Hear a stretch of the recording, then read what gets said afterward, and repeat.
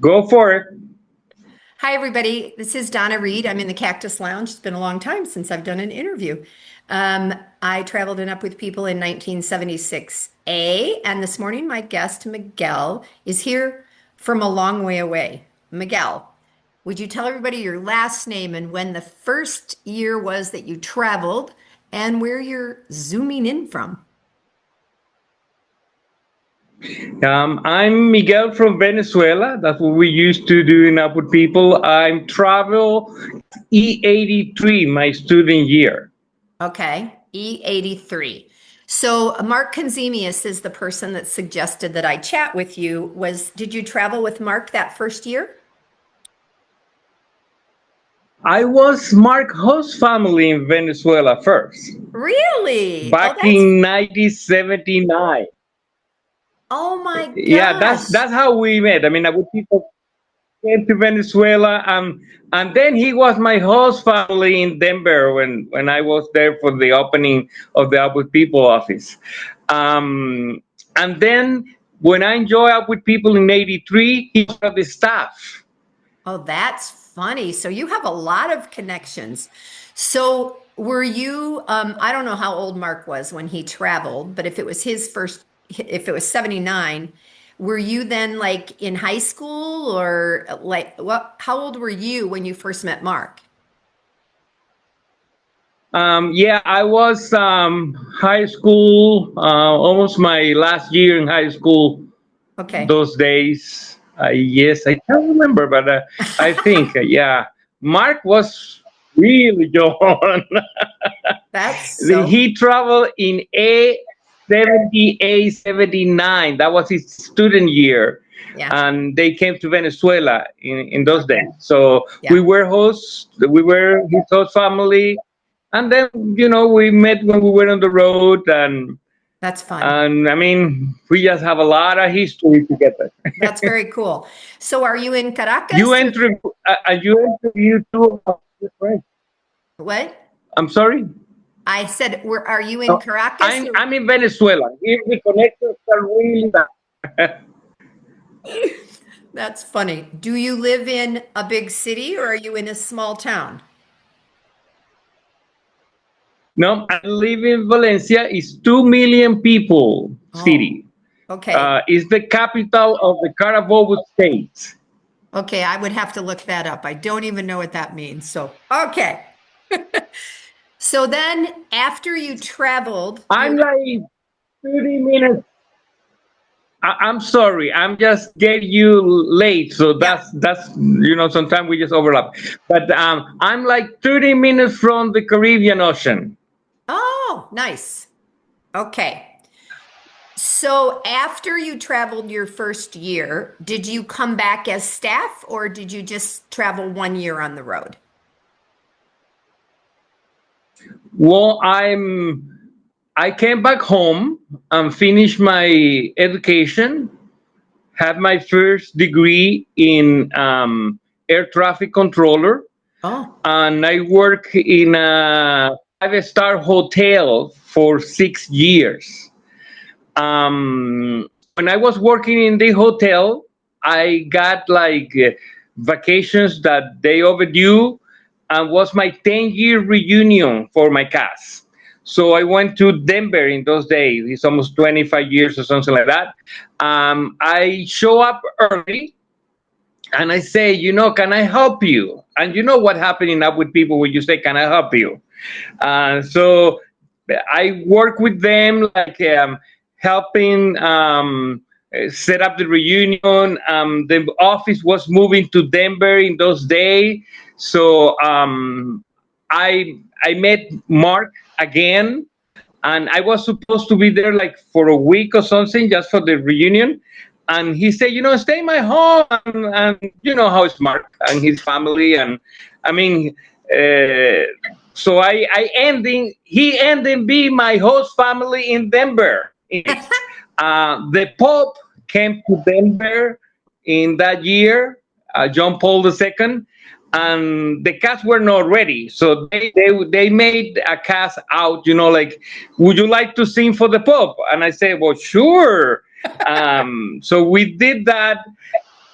President Reagan came to Denver those days, and they were like, "Would you like to sing for the president?" And I said, "Well, sure." So then my vacation time was off, and I came back to Venezuela to the hotel. They called me on December of that year and said, "Oh, we look you this summer working and helping out. Would you like to come back as a staff?" And I said, "Well, sure." You mean for the staging session in January? I said, "No, no, no, for a whole year as a peer rep." So I came back at the beginning of the 90s as a peer rep. I did that for 2 years. Then I became assistant marketing manager for one of the casts. Then I helped to set up the last Venezuelan tour in 1996. They were like, okay, we need an airplane to go to your country because it's too expensive. So when I came home, I knew somebody who knew a friend who knew somebody who was the general of the military force. Oh my So God. I went to talk to them and telling about it up with people, and he was like, "Well, sure, sure, sure. So what do you need?" And I said, "Well, I need height from Miami to Venezuela for 120 of my friend and 8 tons of equipment." And he said, like, "Well, I can let you Hercules airplane if you pay the fuel." I called the office and they say, "We'll pay the fuel." And that's how Upper People came to Venezuela in 1996. That We is spent a great story. weeks. Okay. We visited 5 cities. Wow. So, I so I was like, a tour manager for Venezuela for that year. Then I came back as a marketing manager, and we did, like I remember in those days, we went to Australia for the first time, so we did that, and then we did the fair, the World Fair in Portugal. I was in charge of that. And then at the almost beginning of the 19, I came back home almost before they closed down the first time. okay. Okay. So did you, when you first came, the very first time, did you speak English? None. That's one of the things that I learned in Abu Dhabi. I remember the first word I learned in English was "no problem." And that was come really handy, because people were asking, "So Miguel, how are you?" I said, "No problem." "And do you like the food?" I mean, "No problem." "Do you like here?" "No problem." That was the first word I learned. And then I had a wonderful friend that you already know. I mean, Penny Ronnie was in Yeah. my cast. Yeah. Oh, Uh, so she was like great, and the other Canadian guys that you interview almost the last, James Mackenzie, he was in my cast too. okay. So they all helped me learning. I used to go around the bus and talk to somebody and say, "Okay, this word, or how do you do with this verb?" And they Yeah. told me, and then I say thank you and went to the other place, and then that's how I learned English. That's a great story. I was telling someone yesterday, one of my cast members is in town. He's here golfing. So we had dinner last night out at one of the resorts. And we're both from Ohio, and there was another Ohio couple that was there, and we got to telling them about Up With People. And our waitress, Claudia, spoke fluent Spanish and was giving directions to some people in Spanish. So when we were in Up With People, it was the bicentennial, but we spent 6 weeks in Mexico City. And my roommate was from Belgium. So we were taking French words and putting an O or an A on the end to see if they were the same word in Spanish, masculine, feminine, and guessing on words, by having the French changed to Spanish. It's just a super fun memory about how we learn, because at least the Latin languages are a little the same, you know. So since you've been home, What? now go ahead. What were you going to say? Well, that's one of the weird things because I live in right now because of my English. I am being an English professor at the university. That was my career at the end. So what I'm doing right now is teaching people how to speak in different areas in the university. So Oh, that's that's part of the legacy of Upward People. That's very cool. And I'm looking at the pictures behind you on the wall, and it looks like, is that one of your cast pictures up there and stuff in the frame behind you? Well, that was the cast that I brought to Venezuela in Okay. 1996. Okay. Okay. That's cast C. Okay. Terry Sacola, I think it was the manager of that cast in those days. Oh, that's funny. She just was appointed as the head of the foundation, the Up With People Foundation. They just announced. So, I yeah. read I read that last night. Yeah.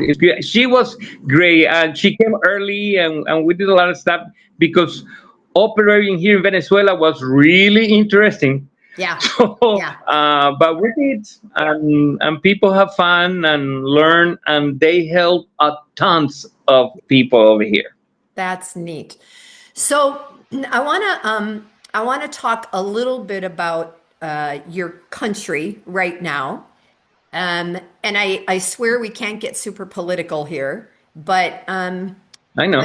when we were going to do this call, you messaged me and told me that you only get water 3 hours a day, and you get water at 6 a.m., at noon, and at 7 p.m. Hmm.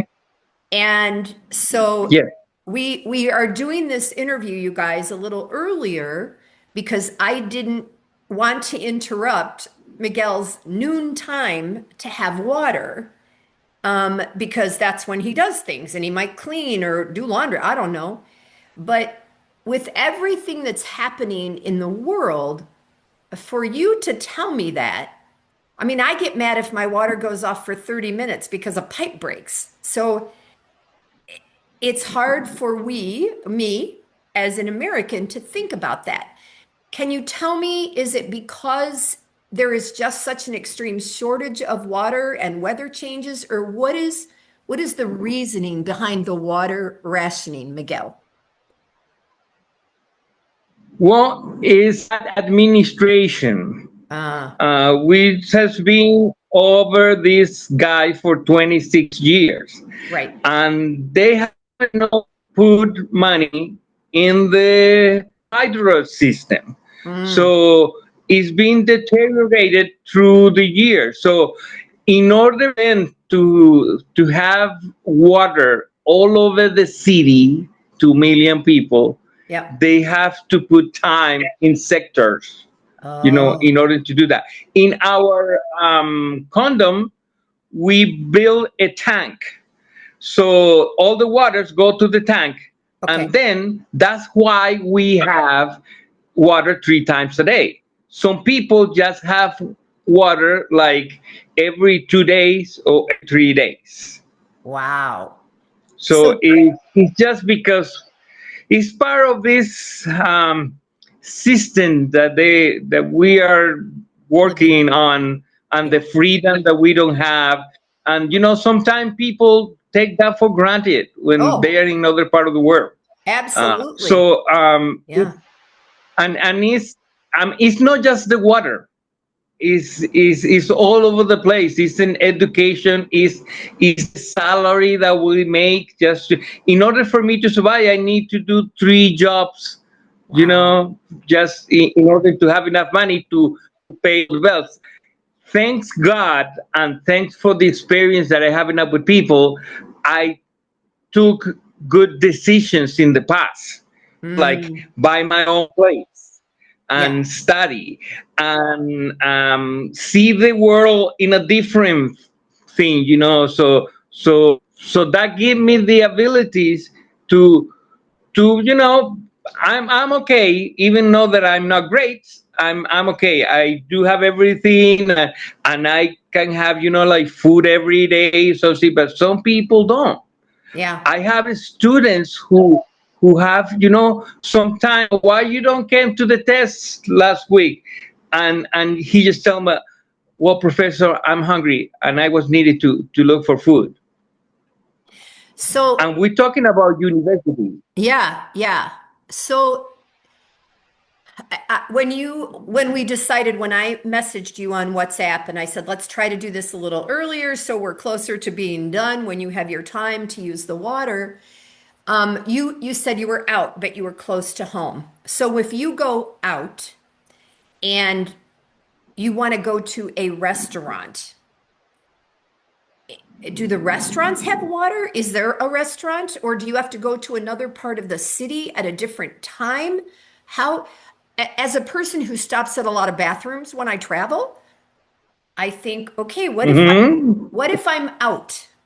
How is the city functioning with all of that going on? Well, life find the way. Yeah. Jurassic Park movie. I mean, that's we adapt, and people are just people, and life just fine. I was out because I was in a little market that we have down the street here, and I can buy, vegetable or something in a low price. Okay. So I was over there. You just tell me, we can do this, and I said, well, sure. I'm going back home and Yeah. something, and so we figured out the way. Uh, I like, for example, I don't have a car because I sold it a few years ago in order to buy a new one, and I have to be available to it. So I have Mhm. to walk or take public transportation.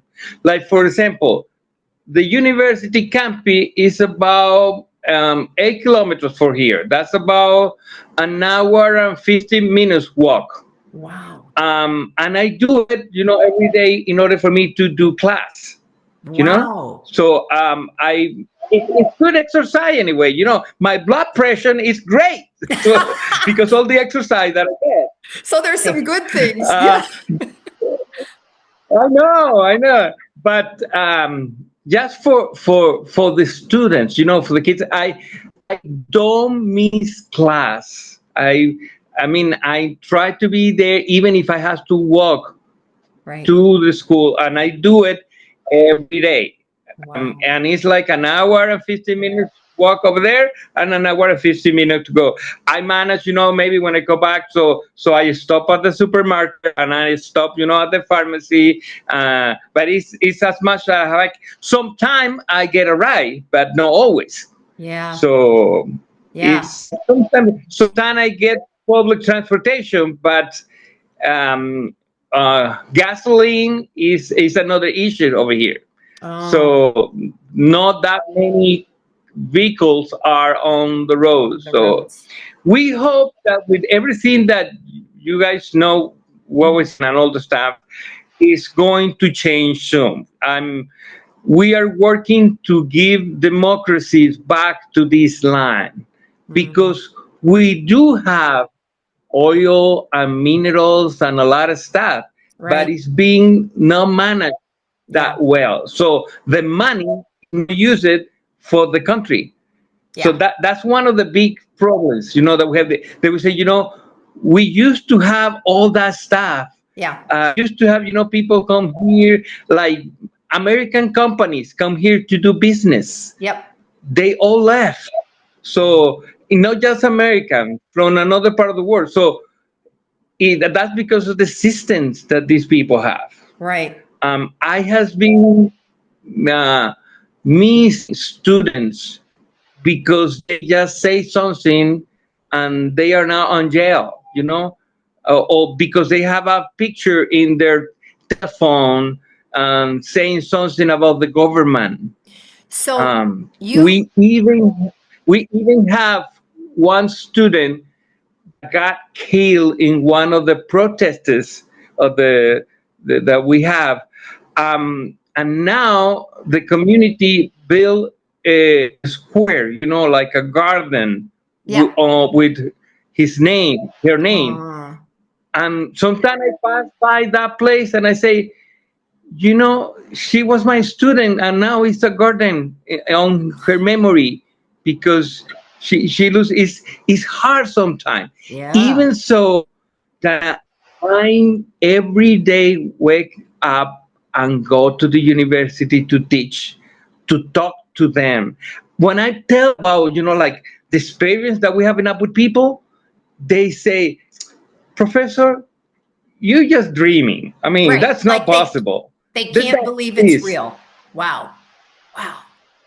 Yeah, I mean, because it's a whole generation, that they didn't experience or knew about something like that. I told them about, countries, and mm, some of my colleagues say, your class are always full of people. I say, well, I'm just because I'm telling stories sometimes. And they say, it's unbelievable.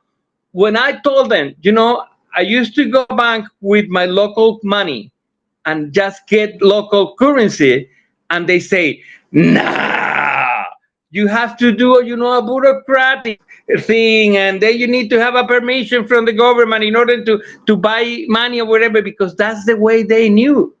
They never knew So anything different. when I no Yeah. they haven't. So I say, I work as a teacher in the medical faculty, so people who are gonna be doctors, Okay. people who gonna be lawyers, Okay. and those professionals don't have idea that is a world outside of this country. Is amazing, but even know that sometimes I have to put money on my own in order to go to do classes. Yeah. I just been doing that for the last 25 years. So Miguel, Just for them, just for people. for the students. So there's another alumni that I know who traveled in the 70s. And you said something a little bit ago because I would message him on Facebook Messenger or something and say, how are you? How are things? And we're okay. My family's okay. Like you, we have enough money. We're okay. But I always found myself wondering if because I was on a public forum, somebody that owns Facebook, if he was afraid to speak his real truth, if he was afraid that he would get in trouble if he said what he really thought, and Mhm. we as Americans, some Americans are experiencing a little bit of that for the first time in my life, and I'm 67 years old. So to know that this is something that you are experiencing firsthand, I think that that's a piece of life that most Americans can't fathom. Just like your students can't imagine traveling the world or becoming a doctor and going to work Mhm. somewhere else or something like that. So, wow. So, besides what you do, getting to work, doing, you give of yourself every day to help those students. Outside of work, and 4 hours of walking, what do you do for fun, Miguel? Do you do anything fun? Well, I watch Netflix. You what? um, I do. I watch Netflix You watch on the Netflix. TV Me because too. even if I if if I go out like do some fancy thing, I'm not gonna have enough money to cover all the expenses of the month. Yeah. Or Yeah. maybe to have like uh, toilet paper because let me see, a dozen of eggs last week cost $5. And what Okay. what kind of Um, what kind of income like, does that compare to? Like, I have no idea how much you all get paid. So, Well, I get paid $100 a month as a university professor. and eggs are $5 a Before, dozen. okay, I mean, and that's before the deductions that they used to. No, but the thing is that I went, remember that I told you that I was out? Yeah. So I went to buy some eggs for this week. Yeah. 6.45 has the dozen of eggs today. Just from last week to this day. You see? So, and we say, so why is it so expensive? Oh, because the dollar situation is now different. So Wow. sometimes we have to deal with that.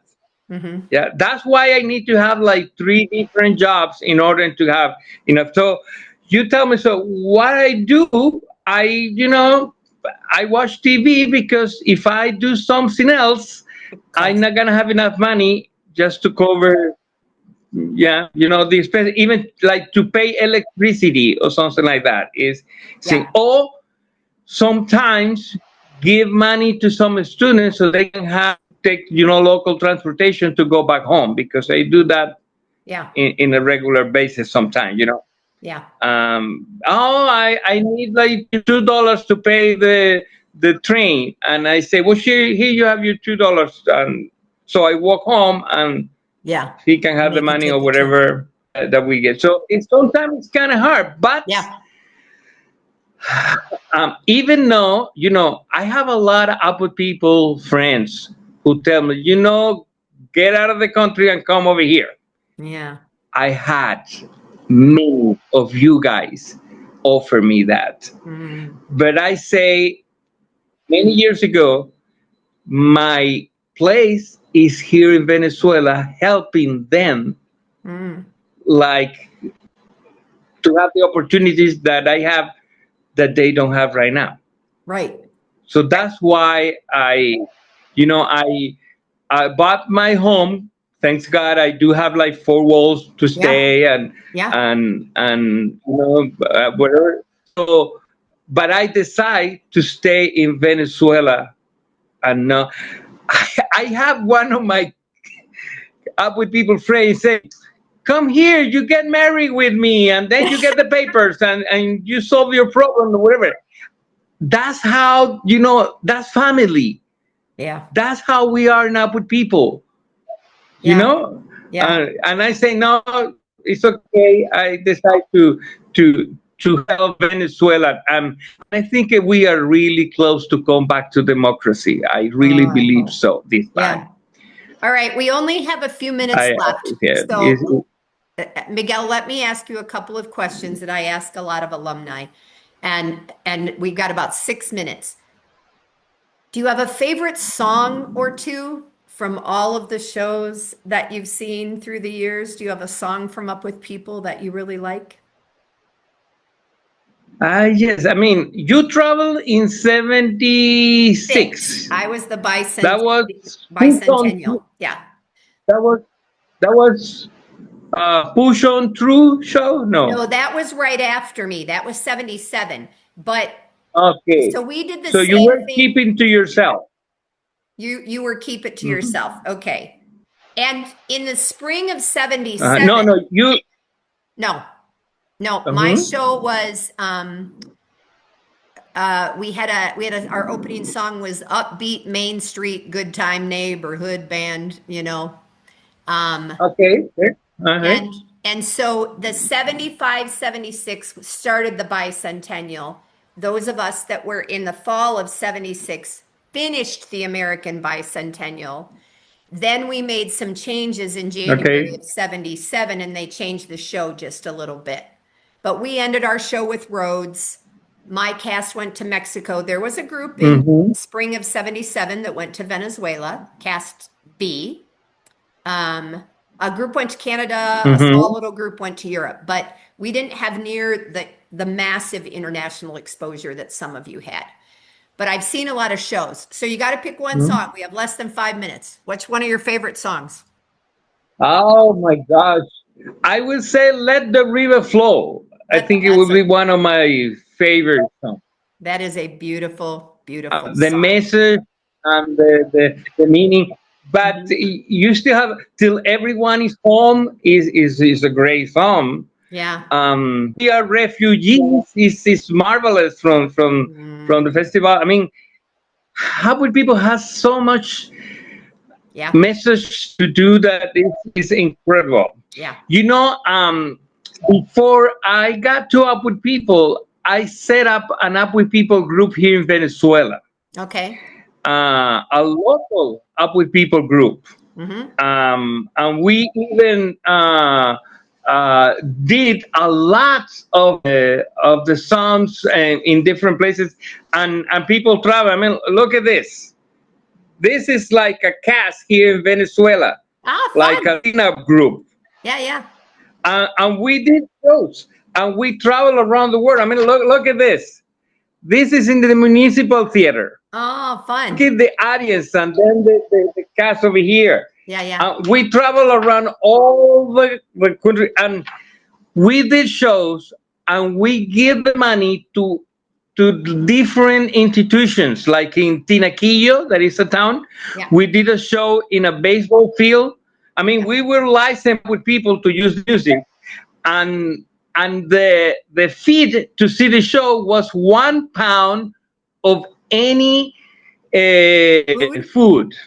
That's awesome. Yeah, That's awesome. just to build, so we can have like a warehouse for the orphan house of the town. Nice. 5,000 people came to the show. Oh my gosh. Okay, we got to wrap it up. I got to end this. But that is a great ending, because that is you and the Venezuelans giving back to their own country, always thinking about those who have less. No matter how your own personal level is, you're thinking about others. And I think that is the spirit of Up With People. And I'm pretty sure that's probably why Mark told me to interview you. Yeah.